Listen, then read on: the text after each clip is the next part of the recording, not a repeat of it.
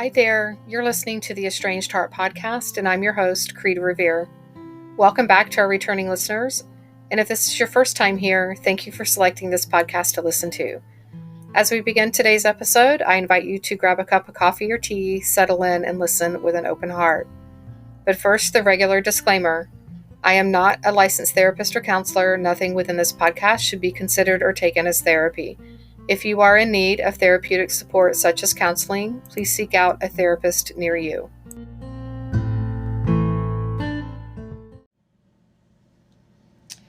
So for today's episode, let's talk about trust.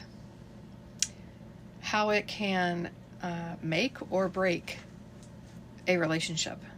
And I think that we generally, when we think about trust, we generally think about that in the terms of a romantic relationship, a marriage, a partnership of sorts. And I'd like to turn the focus on the trust between a parent and child. And I think that this is where I see a lot of estranged parents violating trust. And I think that this is in part why estranged adult children may have chosen to estrange, is because of the broken trust that they have with their parent or parents. So to get us started today, I have a couple of different quotes. The first is, trust is choosing to make something important to you vulnerable to the actions of someone else. And that is by Charles Feltman. Distrust is what I have shared with you that is important to me is not safe with you. And that is by Charles Feltman. And then the final quote is by Brene Brown. I can only trust you if, when you make a mistake, you are willing to own it, apologize for it, and make amends. I can only trust you if, when I make a mistake, I am allowed to own it, apologize for it, and make amends. No accountability, no trust. And I believe most anyone listening to this podcast is familiar with the fact that I encourage amends letters and making amends with our children. And this is in part reason why. So as I was prepping for today's episode, I have found myself as of late really turning to Brene Brown's work, as well as some of Glennon Doyle's work as well. And I think they both have very important messages. I think their wisdom is tremendous. Brene Brown, a lot of hers is research-based. Glennon's is life experience-based in large part. And I can find value in both of those. It's kind of like I talk often about not throwing the baby out with the bathwater, right? Just because someone doesn't have letters behind their name doesn't mean that what they have to say or their experience is not just as valuable and makes them an expert as anyone else. And I think that is something that a lot of parents in the older generation struggle with, right? Because they were raised in their generation that if you did not have letters behind your name, you were not to be trusted.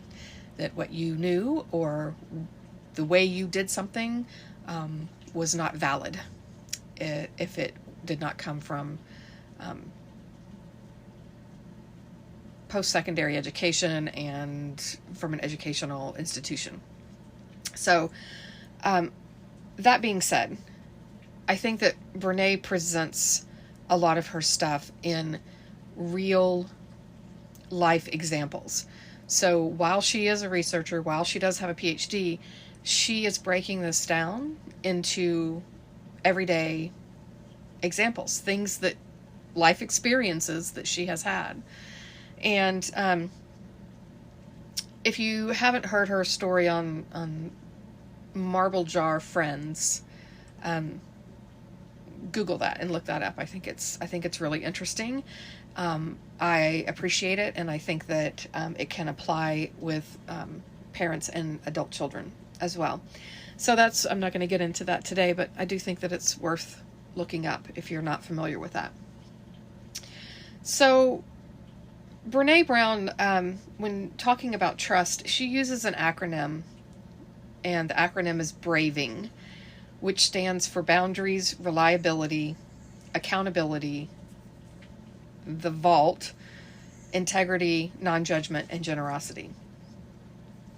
And understanding that these are components of trust and how they work can help us to, really understand how we do or don't trust others as well as ourselves. And I think that's an important piece here. I think as a parent, I think it's, do you trust yourself? Like, really? And I think that that's worth, I think it's very valuable information if you can sit with that and really take that in and consider that based on some of these things that I'll discuss today. So if we're talking about braving as it relates to trust, according to Brene Brown, she says boundaries are, I can trust you if you are clear about your boundaries and you hold them, and you're clear about my boundaries and you respect them. There is no trust without boundaries. So, as we know, in the estrangement world, boundaries is a huge word. Some would say a buzzword with our kids, with the adult children. And it, quite frankly, is something that I see a lot of estranged parents struggle with, is the boundaries. Number one, they have no boundaries, and number two, the lack of respect for the boundaries of the adult children. And let's just be honest, again, that's how the older generation was raised. You didn't have boundaries. You did as you were told. You didn't ask why. You didn't ask how come. You just did it. You shut up and went on about your way. You did not talk about anybody violating your boundary, right? Parents did whatever they wanted to back in the day, and you as an adult child, for the older generation, you just lived with it. It wasn't a matter of not doing it or not living with it because it violated a boundary. So I see parents that struggle with not having their own boundaries. And then I see parents struggling with the boundaries that the adult child has set. Specifically, one, for instance, is no contact, or I'm taking a break, please don't contact me right now. And the parent reaches out and sends something, sends a package, sends a card, a couple weeks later sends a text, just checking in, and that's a lack of respecting boundaries. So as Brene says here, I trust you that you're clear about your boundaries. You're leading by example as a parent when you have your own boundaries, right? And you respect mine as an adult child. And I want to be clear about this. Boundaries are there to, I look at boundaries as a fence, as like a chain link fence, right? You can see through it. You could potentially, step over it. It's not this impenetrable concrete wall, right? It's something that says, this is my side and that is your side, and you're going to stay over there and I'm going to stay over here. And it doesn't mean that I have to, move to the other side of the country. I can still be your neighbor, but I need this boundary. I need this fence between us to maintain some space and some distance. Right? It's not used to be punitive. And I think that I see parents saying that, they're just doing this to punish me. And without fail, every time I talk with an estranged adult child, that is so far from the reality. Right? They're like, I've asked for them to honor this and that and the other thing, and they refuse. So I finally just had to say, hey, this is my boundary. Don't contact me. So it's not punitive. It's a way to sit with some sort of protection, emotional protection, to say, I need this space between us. Okay? So I encourage you as a parent to look at your own boundaries. Do you have boundaries? Do you know what boundaries are? Do you know what boundaries feel like? For you. Now, I'm not talking about your kid. I'm talking about for you. As it relates to, I don't know, if you're working, to an employer, to coworkers, to your best friends, to acquaintances, to your neighbors, to others. Do you have boundaries? And if so, what do those look like? What do they feel like for you? Do they feel good? Does it feel like it empowers you and keeps you safe and all of those things? Or are you putting up boundaries to be punitive with other people? Something to think about. So the R in braving is reliability. Brene says, I can only trust you if you do what you say you're going to do, and not once, but over and over again. And this is another thing that I see a lot of parents struggle with. Even parents of young children struggle with this. And I think that some of the things that come into play with it is guilt, parents' guilt.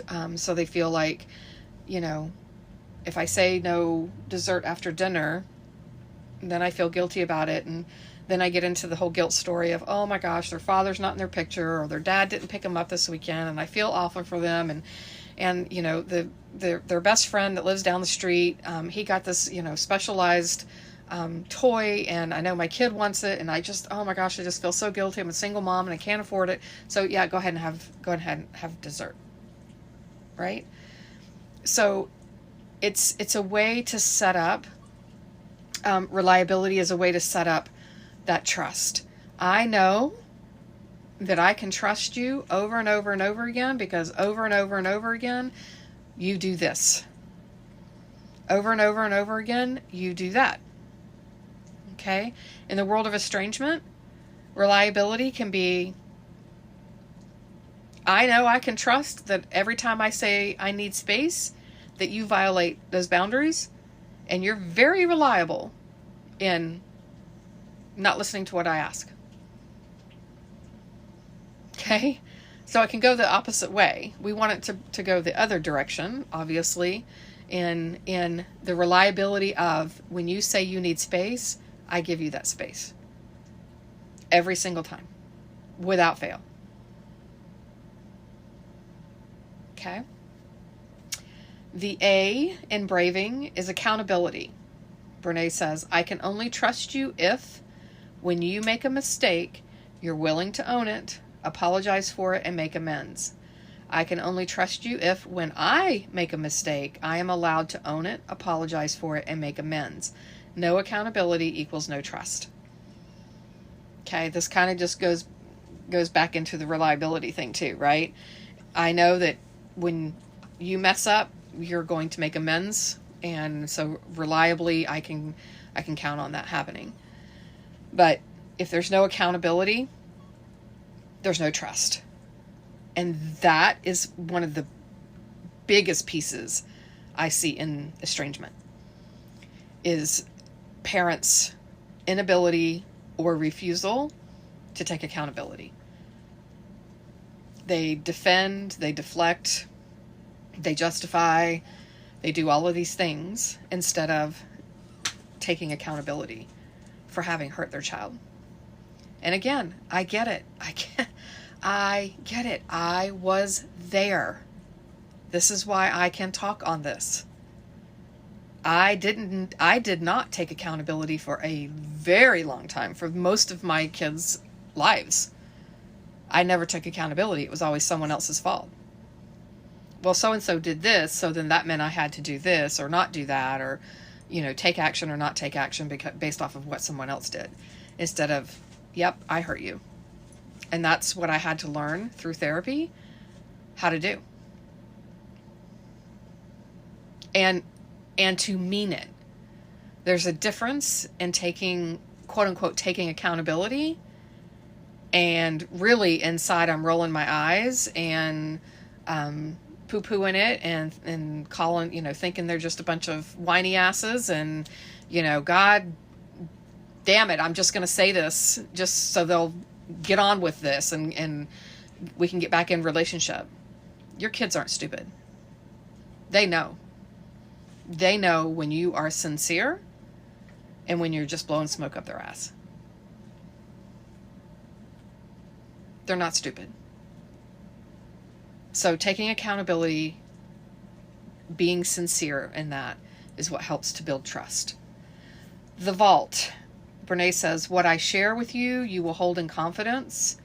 What you share with me, I will hold in confidence. Now let's kind of break this one down, because Brene also breaks this one down. She talks about, she says, when we share things that are not ours to share, Brene calls it a way to hotwire connection. She also calls it common enemy intimacy, which is counterfeit trust. So basically that's saying, and I've done this myself. I have done it myself. I still see my mom doing this today. I see friends doing this today. And it breaks trust, is saying, man, did you hear about your sister?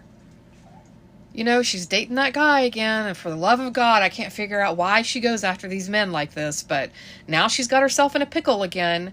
And can you believe, when is she ever gonna learn her lesson? And you're saying that in confidence to your other child. And what message is your other child getting from that? Your other child is hearing, oh, mom talks about other people when they're not around. And I'm giving you that story because that was a personal story. I've done that. When I talk on this podcast, I have said many times, there are lots of parts and pieces to my estrangement story that I don't talk about because they're not my story to tell. And to do so would, in essence, be gossiping. So I don't tell them. I don't share them. And it took me a really, really, really, really long time to learn that. So it's not just in what you say about other people, but it's in what you're saying about other people, and people are listening to that. They're like, wow, if she talks about that person like that, what is she saying about me when I'm not around? So there's that. Again, common enemy intimacy, right? So the I in braving is integrity. Brene says, I cannot be in a trusting relationship with you unless you act from a place of integrity and encourage me to do the same. And she says this has 3 components to it. 1, choosing courage over comfort. Number 2, choosing what's right over what's fun, fast, or easy. And number 3, practicing your values, not just professing your values. And that's a huge one. That is huge. I see a lot of people in my world, and not just the estrangement world, in life in general, that will choose comfort every time over having courage to stand or sit in the discomfort. I see people who only want to do what is fun and fast and easy and totally, not doing it the hard way, right? And talking the talk, but not walking the walk, right? They talk about all these values, but their actions speak something vastly different. And our adult children know that. Remember, your adult children, they've lived with you, they've been with you, some of them for a couple of decades, right? They probably know you better than your best friend. Okay? Because they've seen you in some of your very vulnerable moments. They've seen you in moments where you think that they're not watching, or they're not listening, they're not hearing you. They hear you. Right? And so they hear you talking all this, and to them it's that do as I say, not as I do kind of thing. And they're not stupid. They're not stupid. They get it. And then the N in braving is non-judgment. Brene says real trust doesn't exist unless help is reciprocal and non-judgmental. This was a huge one for me to learn to do with my girls when we reconciled. And that was to be in a place of non-judgment, right? And helping them, and really just sitting with that. And not passing judgment. It's huge for a parent. And I see parents do this all the time. I see parents do it all the time. And they'll say, "Are you sure about that?" And the parents go, "That's not being judgmental." And I say, "How would you interpret that if someone said that to you?" Because when someone says that to me, I feel judged. I feel judged that I'm not making the right decision. I'm not making the right choice, that there's some other choice that would be better, and that they think that I'm making the wrong choice. So I'm being judged. So it's super important to allow your children, your adult children, to make their own life choices. How are they ever going to learn to make life choices if they don't make them and fall on their face? It's a part of life. The important part is to allow them to make those mistakes and fall on their face, and to be picked up with love and compassion that says, "Wow, I can see that you're so hurt. What can I do to help?" Instead of, "Yeah, well, if you just listened to me in the first place, none of this would have ever happened." And this is the work that I do as a coach with parents, is to help them change their language.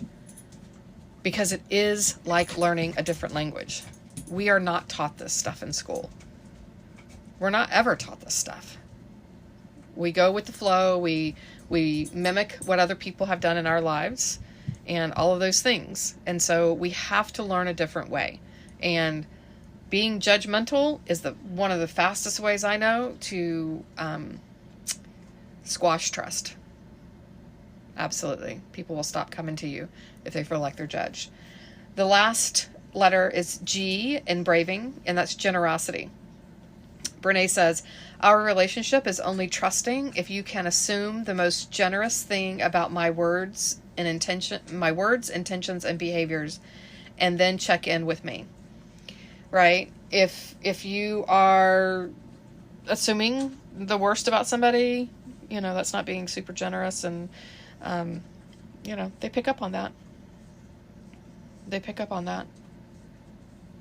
So if you're always assuming the worst of your kid, instead of being generous, assuming the most generous things about their words, intentions, and behaviors, I have to tell you, this is one of the biggest, oh my goodness, This is one of the biggest things that I struggle with when I see parents online, estranged parents online. And, you know, I'm a member of several different support groups for estranged parents online. And it just, man, oh man, the assumptions that are made, it is astounding.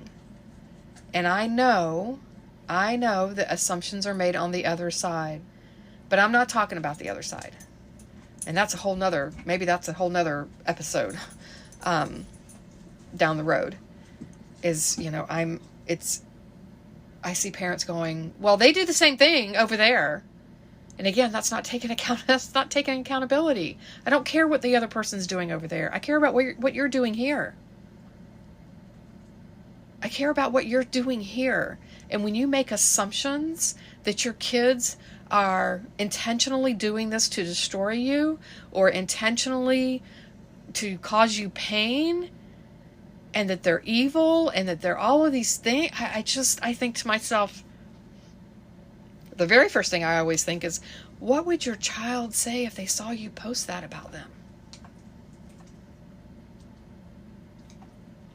I mean, really?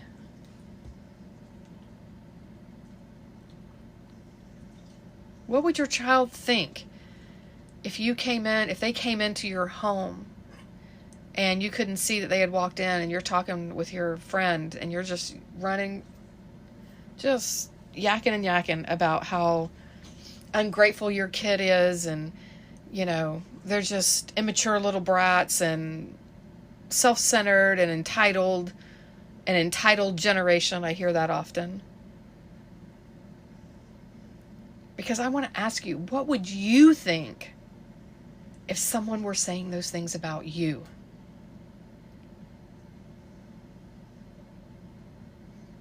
I believe that most of us would have to say, I wouldn't like it.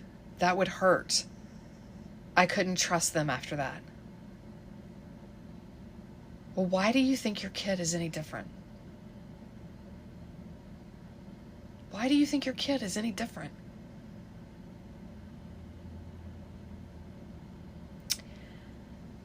Trust is a huge thing.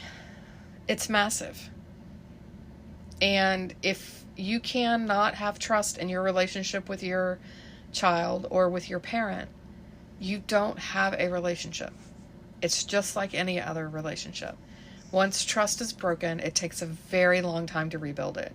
And that too is, again, the work that I do with parents in my coaching practice, is helping them to understand that a trust has been broken and they have to rebuild that trust. And the rebuilding of that trust is slow going. It's not generally fast. And if it is fast, then I worry, because I don't think it's authentic. I think it's a way of brushing stuff under the rug in an attempt to just get back in relationship to stop feeling the discomfort. Think about in a marriage, if there's been infidelity and trust that has been broken. You don't just wake up the next day and go, okay, I trust you 100% again. To never do that again, to never hurt me like that again. It doesn't happen. So trust can make or break a relationship. And the rebuilding of that trust, it can happen, but it's slow going.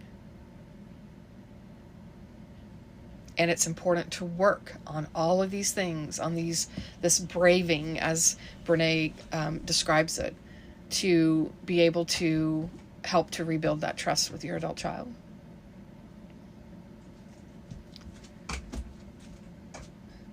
So I invite you to get curious about where may you have broken the trust with your adult child.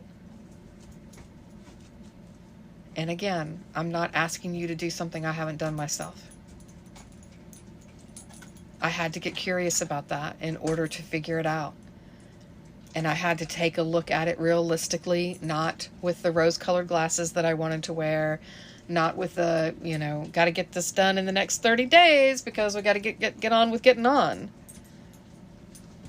But to sincerely look at how you may have broken trust with each of these things that Brene talks about: boundaries, reliability, accountability, vault, integrity, non-judgment, and generosity. And in closing, if you would like support in helping to figure some of these things out, please feel free to reach out to me. You can email me at theestrangedheart@gmail.com, or you can go to my website, theestrangedheart.com, to schedule a coaching session. And I'm happy to help walk you through that in an environment that is compassionate and non-judgmental. Until next time.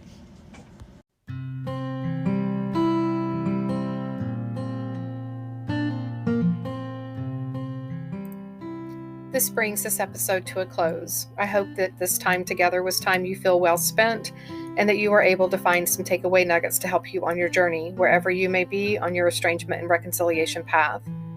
If you feel you've received something helpful or positive from this podcast, please consider following us, sharing this podcast with others, leaving a positive review, perhaps entertaining becoming a guest on our show, or following us on social media, on Instagram, Facebook, and TikTok under the same name, The Estranged Heart. As a reminder, there is an online support group on Facebook. If you are a estranged mom who identifies as being spiritual and approaches estrangement with a sense of curiosity rather than blame and judgment, and desire to do inner self-work and reflection, please seek us out. We can be found at facebook.com/estranged mothers support group. And lastly, if you are an estranged parent or an estranged adult child and would like to have your story shared on the podcast, anonymously or not, please reach out to me via email at theestrangedheart@gmail.com.